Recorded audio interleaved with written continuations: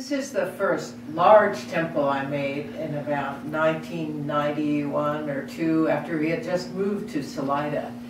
And I liked the big arch coming across and the natural curve of aspen branch. We did a lot of wood gathering, so I was always out in the aspen woods and saving some pieces for myself.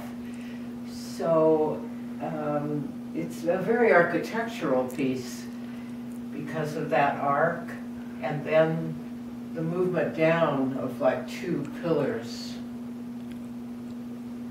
These panels have always been a mystery to me because I don't know what they were, with this succession of circles. The panel in the middle is the interior of an old piano, and that's also the old piano.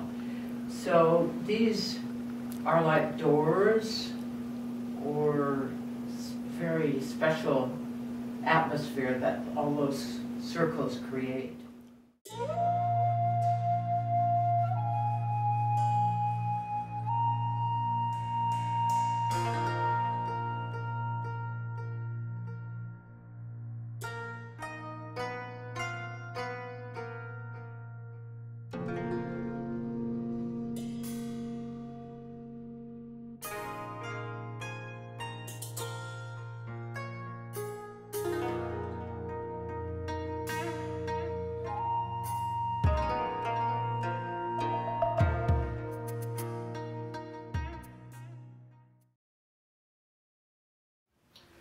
Perhaps it's my childhood spent on beaches in Northern California, beachcombing and looking carefully at objects, that has carried over a lot in my life, because now every junk pile is a great inspiration.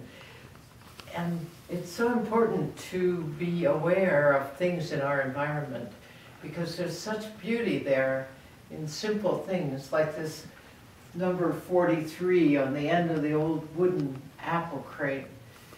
And then these pieces of wood are wonderfully sculpted by nature.